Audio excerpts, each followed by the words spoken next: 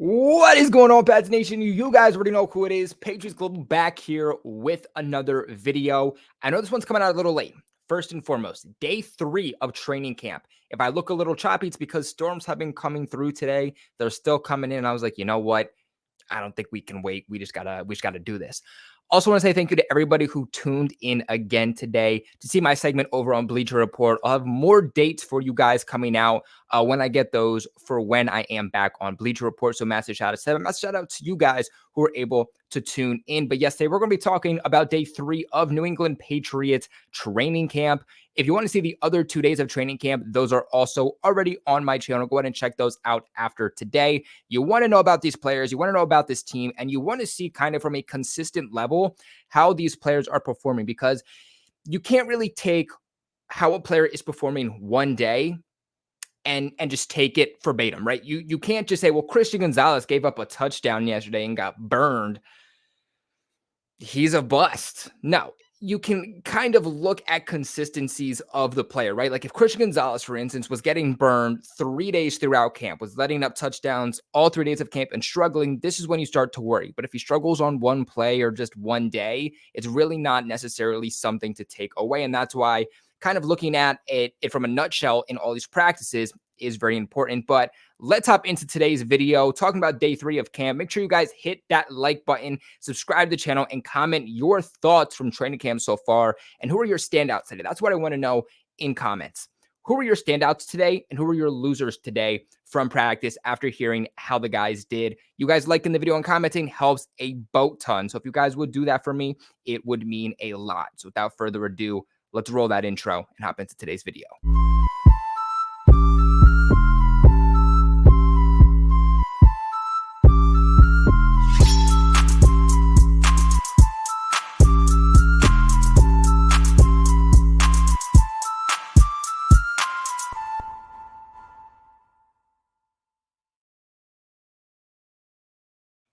Alrighty, guys, so let's just start off here with some general notes.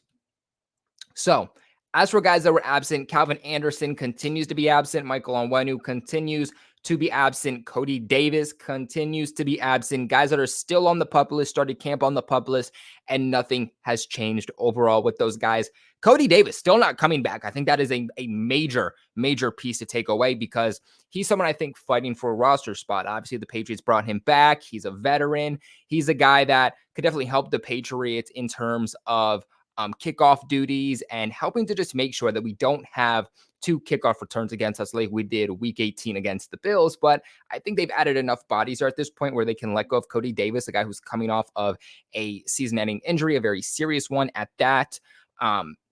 And he's just old at this point. It's going to be hard for him to come back, and I think we're seeing that. So I honestly think that Cody Davis is pretty much as good as gone at this point. But Brian Belichick, also a guy that wasn't at practice today. We haven't seen him for a couple of days, actually, but it just wasn't reported till today. But he is dealing with some type of surgery. So that's why he's out. He's not a player. He's a coach, but he is someone who is still very important. But he was dealing with the surgery, which is why he hasn't currently been there. Christian Barmore also was not there today, but it was because there was a birth of a child. I'm not sure if it was his or in his family, but so that was an excused absence. Biggest takeaway is Ty Montgomery. He wasn't there. Bill Belichick is considering him day to day. We know that yesterday when we talked about this situation, we know that at one point he looked like he tweaked something. He was down for a little bit. He participated in a few more drills, was kind of grabbing that leg though, and then was just limited the rest of practice. Today, he's not even there. So I think that's something to take away. Is Belichick just saying we had a scare here? We don't want you at practice because you're a big part of what we're doing going forward? Or is this was it more than just a tweak? That is something that we want to continue to watch going forward. As for guys that returned, nobody. Guys that were limited, Martin Mapu, Terez Hall. I think that's a little interesting that Terez Hall is dealing with an injury too, because as we all know, Terez Hall and I believe it was Ty Montgomery and Terez Hall, the two that got into a bit of a collision yesterday. Montgomery's out. Terez Hall's limited. Must have been a pretty hard collision. And let's remember, they're wearing helmets, but they're not wearing pads. DeMarcus Mitchell also limited. We had some guests at practice today. The Bryant football coaching staff was there. Yet again, no pads, though, shells and shorts. With Brian Belichick being absent today, Mike Pellegrino and Steve Belichick were working with the safeties, while Viangelo Bentley was working with the cornerbacks. Overall, today was a little bit different than we saw from the first 2 days. Today was a big special teams day. So if you were kind of in the crowd today in the audience, it probably wasn't the most exciting day for you to be there. And they worked a lot on the run game today. So it wasn't much of a pass heavy type of day for the team, as they've been doing a lot of that work in the red zone from the first 2 days. The offense worked a lot of tight red zone play early on today. So we're talking like in the 10, in the 5, on the 3-yard line, got to have it moments. That's what they were practicing here today. That led to a lot of iffy quarterback numbers, lots of contested throws, and overall, and just not a lot of separation from the Patriots running backs, receivers, and tight ends. But again, don't freak out just yet, because again, said this before and I said it on Bleacher today, once you get to that 5-10 yard mark and it starts to decrease, you don't have a lot of room to play, right? Everybody starts to get bunched up into a formation. It's basically like the box essentially just being crowded. That's why a lot of times you see the Patriots run it there, because passing situations get a lot more difficult. Before we hop into each individual position, though, I have a very exclusive offer for you guys, one that does not help you make some real easy money. And this is something that I've done myself, I've used myself, and which is why I decided to work with Sleeper, because I want to give back to you guys. This isn't just any other sponsor that I'm reading. This is something to actually help you guys and actually get you some money.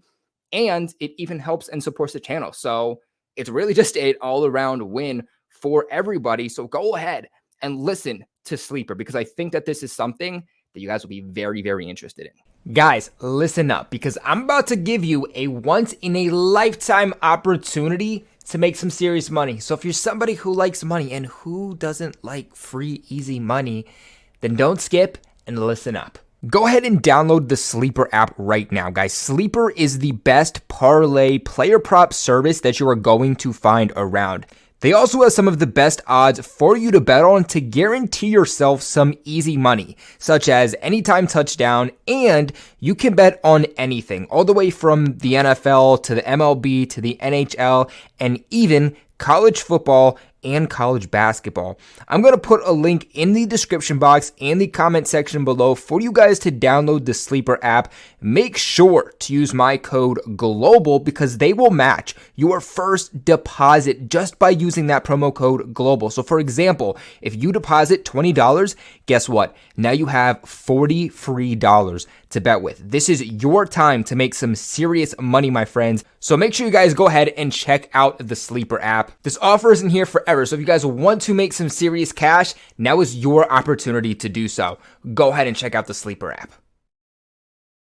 Yes, my friends, go ahead, check out the Sleeper app. Something I've actually bet a couple of times, and they were easy bets. Just first and foremost, like it's bizarre to me that they have such easy odds to bet with, because it's literally just like giving you free money. It's absurd. And I'm so happy that I'm able to share this with you guys. So make sure you do use that promo code GLOBAL, though, because again, that will give you double your deposit. And I've learned that depositing $20 or more actually gives you some real opportunity, right? So one more thing I'll just say before we continue on the video is, like, imagine this. You put in $20. Now you have $40 free to bet with. Bet on the easiest bet, a line that is like 99% likely to happen.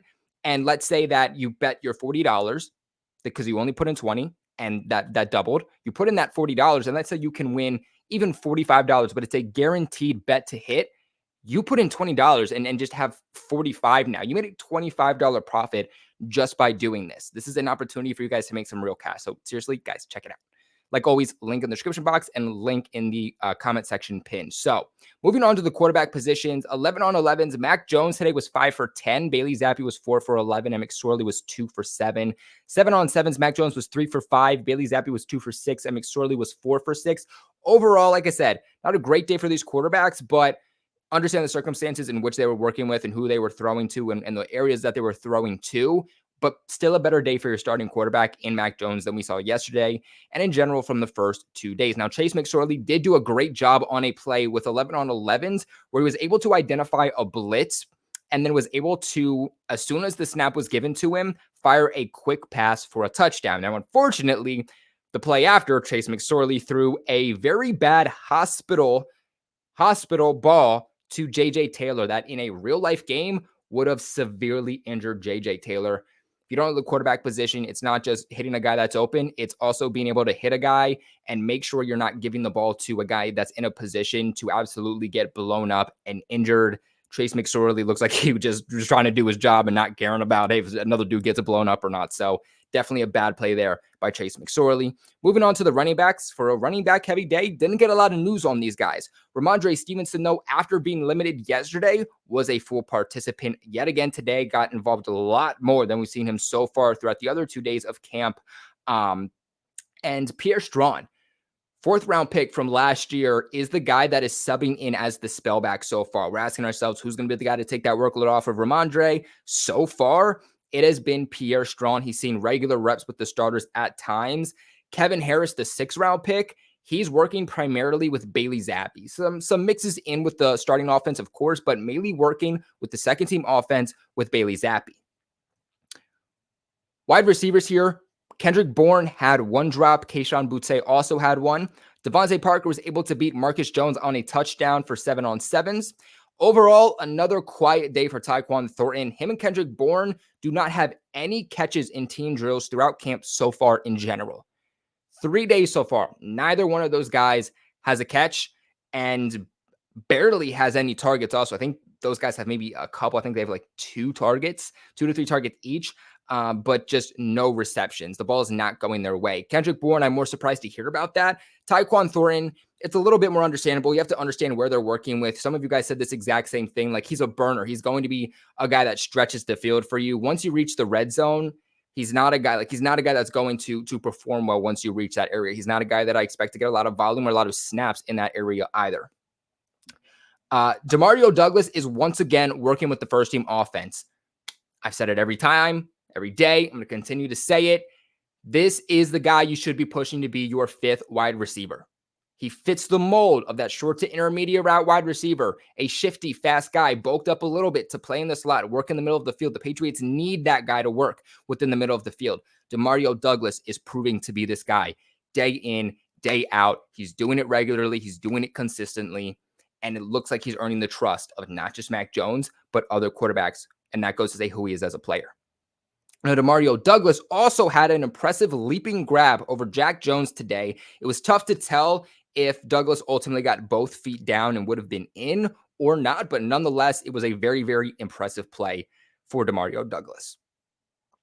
Again, speaking of Demario Douglas, him and Bailey Zappi connected on a nice touchdown in 11 on 11s. Bailey Zappi was able to escape the pocket, escape the pressure, and Demario Douglas worked his way back to the throw, ultimately beating Miles Bryant. And then Trey Nixon, first time we've heard his name all offseason, was able to haul in a touchdown from Bailey Zappi in 11 on 11s. Moving on to the tight end position, Hunter Henry made a great back shoulder catch through contact on a ball thrown from Mac Jones. Adrian Phillips was in coverage, had excellent sticky coverage on the back of his heels. It was just a great catch. I think there was a video of it too. A great catch and an even better throw there from Mac Jones.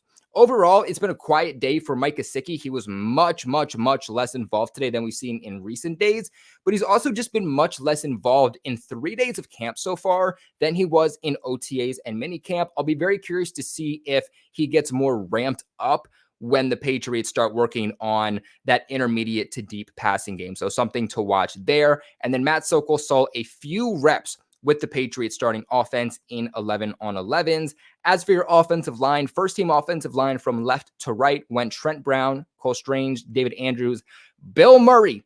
No one's replaced Bill Murray in the starting offense at right guard while Mike Onwenu is out. Still surprising me. 3 days, the former defensive player turned offensive lineman is turning heads. And then Connor McDermott finally working with the Patriots starting team offense over at right tackle. Riley Reif got subbed out. McDermott came in from the second team offense. Speaking of Riley Reif, he was pushed down to the second team offense. It doesn't look like they're just trying different guys in different places. It sounds like Riley Reiff got pushed down to working with the second team offense because of poor play. We know that in OTAs and minicamp, or really just minicamp because he wasn't there during OTAs, Riley Reiff was a guy who was working with the second team offense. McDermott was working with the first team offense. Riley Reiff, again, going to the second team offense today was because he would have allowed what would be in a regular game 4 sacks through camp already. In 3 days of camp, already would have allowed 4 sacks. I didn't like the signing at first. I haven't liked the signing since. And I don't think Riley Reiff is going to be your starter. The contract never made sense. And it looks like this is going to potentially be a surprise cut. Sidy Sow has been working as a tackle throughout camp. Hasn't been working as a guard, just tackle. But he's not working with the starting team. He's not even working with Bailey Zappi in the second team. He's working as a tackle with Trace McSorley and the third team. Moving on to the defense, Keon White for yet another day would have had a sack today. Anthony Jennings with another day also would have had a sack. Matthew Judon is back at practice today, being a lot more involved. You know, there's some issues going on with his contract right now, right? I do think it's a little ironic, though, that for the first couple of days of camp, he was limited, and we hear that it's because of a contract dispute. And then once it hits the media that it was because of a contract dispute, now he comes back. I firmly do believe that he was holding in, and there was some situation with that due to his contract. Matthew Judon never is limited in practice, ever. So the fact that he's having issues with his contract, and then it hits media, and then he says, yeah, I'm going to return to practice full time. I don't think it's a coincidence at all, but literally get this dude signed, get this dude to an extension. Matthew Judon, retire a Patriot, big part of this team, but he was working with the first team drills, of course, and was just a lot more involved today. Sacks for the linebackers, Jelani Tavai would have had one, and Calvin Munson would have had a pass breakup. Moving on to the cornerbacks, pass breakups, Jonathan Jones would have had 2. Christian Gonzalez would have had 2. Isaiah Bowden continuing to stand out as that 7th round pick. Told you, him versus Amir Speed. Isaiah Bowden would be the guy to make this roster. He would be the guy to give you snaps on defense and on special teams. And I still think that he is a dark horse to make this final roster with 2 pass breakups again, and Marcus Jones with 1. In 11-on-11s, Jonathan Jones and Christian Gonzalez saw the most reps with the starters on the perimeter. No surprise there. And Marcus Jones got time in the slot. I think that is your best 1-2 punch if Jack Jones is not your starter, right? I think your best punch would be Jack Jones, Christian Gonzalez, and then Christian Gonzalez, Jack Jones, and then Jonathan Jones in the slot. But Jonathan Jones was holding his end on the outside, on the perimeter, did good last year. So with Jack Jones being on the second team still, this could be what your cornerbacks look like, with Jonathan Jones, with Christian Gonzalez, and then Marcus Jones there in the slot. Overall, Jonathan Jones was an absolute stud today from what was reported in practice. Multiple elite reps today in coverage with high-level pass breakups against Devontae Parker. Obviously, a massive height difference there also. A couple great reps also against Tyquan Thornton. So Jonathan Jones proving it doesn't matter how fast you are, it doesn't matter how much of a height advantage you have, I'm still going to pretty much put you in your place. So Christian Gonzalez is continuing to do a lot of good things. Also, he allowed no catches today. We know from the first couple of days of practice, allowed a couple of touchdowns. They are working in the red zone, though, so that doesn't surprise me, but he is looking very, very good. Is he going to be cornerback 1 to start the season? I don't think so, but I would expect him to start as CB2 and work his way up to CB1 as the season goes on. Isaiah Bowden, that 7th round pick, would have had an interception today, but he did drop it. As for the safeties, pass breakups, Jabril Peppers would have had 1. He continues to make plays. Jalen Mills would have had 1, and Joshua Bledsoe would have had 1. Speaking of Joshua Bledsoe, he did get some reps today with the starting defense in 11-on-11s. He's a guy that is fighting to make a roster spot. And then Marte Mapu was repping with the second string defense today as a safety in 11-on-11s. He's working as a linebacker with the starting unit, but a safety with the second team unit. So maybe goes to tell us a little bit how they plan on utilizing him. And then as for special teams, Nick Folk went 7 for 9 today on his field goal attempts. Both Nick Folk and Corliss Waitman handled kickoff duties today. Waitman noticeably had more power. No surprise there. I don't know what the Patriots are doing. I don't know why you're giving Nick Folk the ability to kick off. He's another year aged, and you never did this with him the last few years. He digressed last year also, second half of the season. So why are you adding more duties on top of it? I don't know. It confuses me at this point, especially when he's not winning the kicker battle anyway. And then your kick returner today were Demario Douglas and Marcus Jones. Love that Demario Douglas is getting those reps, those opportunities. He's a guy that could definitely be a kick returner for the Patriots this season. And then a guy that I want to still see in that spot is Isaiah Bolden, because he has experience at a high level of also returning kicks. But what are your guys' thoughts on day 3 of training camp? Let me know in the comment section below. Remember to leave a big like on this video because it really helps out the production of these videos and helps push the channel out, make the channel and the videos more successful, which ultimately gives you guys more videos. But like always, I appreciate you guys for watching. And of course, never forget, go Pats.